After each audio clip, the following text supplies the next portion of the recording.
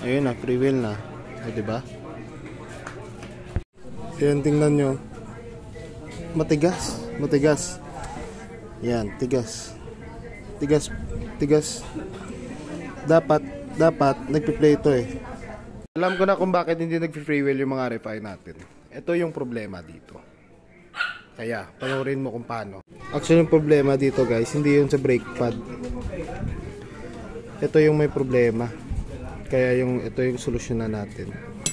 Ito, pinipigilan niyang bumalik yung caliper. Kaya nga, hindi makapag-free wheel. Tapos hirap pa minsan sa RPM kaya bago tumakbo. So, ito yung gagawin natin. Medyo masikip kasi ito eh. Ito, masikip to. Dito, masikip dito yan. Hindi masyadong nag-play. Eh, yung gagawin natin dyan, medyo tatabasin natin ng konti to para medyo may play siya, para hindi hirap itulak pabalik to. Yan, tingnan nyo. Matigas. Yan, tigas. Dapat nagpi-play ito eh. Nagpi-play ito.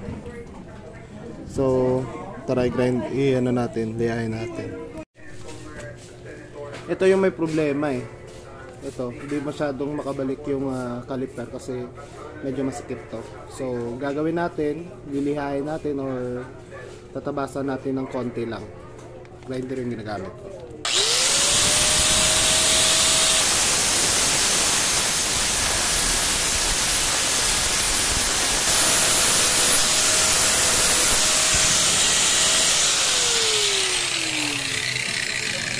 Ito lang paps, gagawin nyo lang to.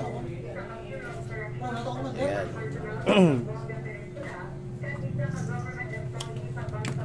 O tingnan nyo, pigayin ko ng todo yung preno. Ayan. Yun lang. O.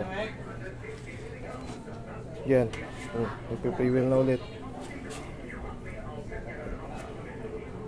Huwag kayo masyadong gumamit ng spring para sa akin lang. Kasi dapat merong play to. Umabante at umusog to. Yan lang. Ayun na, free wheel na. O, diba?